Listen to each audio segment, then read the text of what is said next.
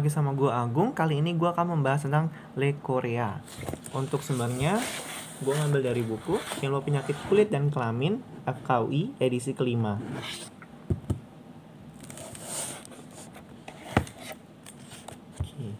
Leukorea penyebabnya bisa trichomoniasis, vaginosis bakterial maupun candidosis vaginalis. Yang pertama kita bahas adalah trichomoniasis. Untuk definisinya itu sendiri adalah infeksi saluran urogenital bagian bawah pada wanita atau pria, akut maupun kronik yang disebabkan oleh Trichomonas vaginalis dan penularannya secara hubungan seksual. Untuk etiologinya itu sendiri adalah Trichomonas vaginalis. Untuk patogenesisnya, karena adanya invasi ke jaringan epitel dan subepitel dinding saluran urogenital. Masa tunasnya sekitar 4 hari sampai 3 minggu. Untuk gejala klinisnya, pada wanita akan tampak sekret vagina seropurulen, warna kekuningan sampai warna kuning hijau, berbau tidak enak, berbusa, pada dinding vagina akan tampak merah dan sembab, kadang ada abses kecil pada dinding vagina dan serviks seperti granulasi berwarna merah, atau nama lainnya strawberry appearance.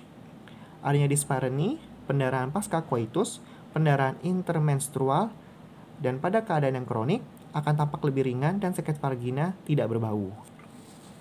Pada pria, gejalanya disuria, poliuria, sekret uretra mukoid ataupun mukopurulen. Pada keadaan kronik tidak khas, adanya gatal pada uretra, disuria, urin keruh pada pagi hari. Untuk diagnosisnya dapat dilakukan pemeriksaan mikroskopik kesediaan basa, pemeriksaan kimsa atau gram, dan pembiakan. Untuk terapinya dapat diberikan secara topikal maupun oral. Topikal seperti irigasi dengan hidrogen peroksida 1-2% dan larutan asam alaktat 4%. Dapat juga diberikan suppositoria bubuk yang sifatnya trichomonisiadal maupun gel dan krim yang sifatnya juga sama trichomonosiadal. Untuk oralnya dapat diberikan metronidazole dengan dosis tunggal 2 gram ataupun 3x500 mg selama 7 hari per oral. Dapat juga diberikan nimorazole dengan dosis tunggal 2 gram, tinidazole dengan dosis tunggal 2 gram, dan ornidazole dengan dosis tunggal 1,5 gram. Yang kedua, vaginosis bakterialis adalah penyakit yang disebabkan oleh Gardnerella vaginalis. Untuk etiologinya itu tadi adalah Gardnerella vaginalis. Patogenesisnya sampai sekarang belum jelas. Gejala klinisnya pada wanita akan tampak duh tubuh ringan sampai sedang, berbau amis, iritasi daerah vagina ataupun sekitar vagina, adanya rasa gatal dan rasa terbakar. Pada pria, gejalanya piuria, hematuria, disuria, polakisuria maupun nokturia. Untuk diagnosisnya akan tampak duh tubuh vagina berwarna abu-abu, homogen, dan berbau. Pada sediaan basa ditemukan klusel, bau amin, dan pH vagina sekitar 4,5 sampai 5,5. Dapat juga dilakukan pemeriksaan kromatografi, biakan, tes biokimia. Untuk terapinya itu sendiri dapat secara topikal maupun sistemik. Topikal dapat diberikan krim sulfonamid triple sebagai acid cream base dengan pH 3,9 dipakai setiap hari selama 7 hari. Hanya sembuh selama pemakaian. Dapat juga diberikan suppositoria vaginal berisi tetracycline. Dapat juga diberikan suppositoria iodium povidone. Yang secara sistemik dapat diberikan metronidazole dengan dosis 2x500 mg selama 7 hari. Tinidazole dengan dosis 2x500 mg selama 5 hari.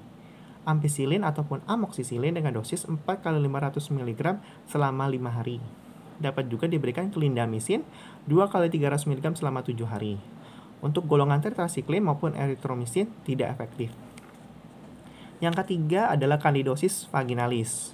Adalah penyakit jamur yang sifatnya akut ataupun subakut pada vagina dan atau vulva. Etiologinya adalah Candida albicans. Untuk patogenesisnya terjadi karena faktor endogen maupun faktor eksogen.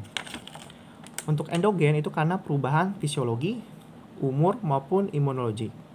Untuk eksogen seperti iklim, kebersihan kulit, kontak dengan pasien maupun iatrogenik. Untuk gejala klinisnya akan tampak rasa gatal disertai dengan keputihan yang tidak berbau atau sedikit berbau asam. Adanya keputihan seperti susu. Pada dinding vagina dijumpai gumpalan keju, yaitu cottage cheese. Diagnosisnya dapat dilakukan pemeriksaan mikroskopik maupun pewarnaan gram yang akan ditemukan pseudohifa dan blastospora. Untuk terapinya dapat secara topikal maupun sistemik.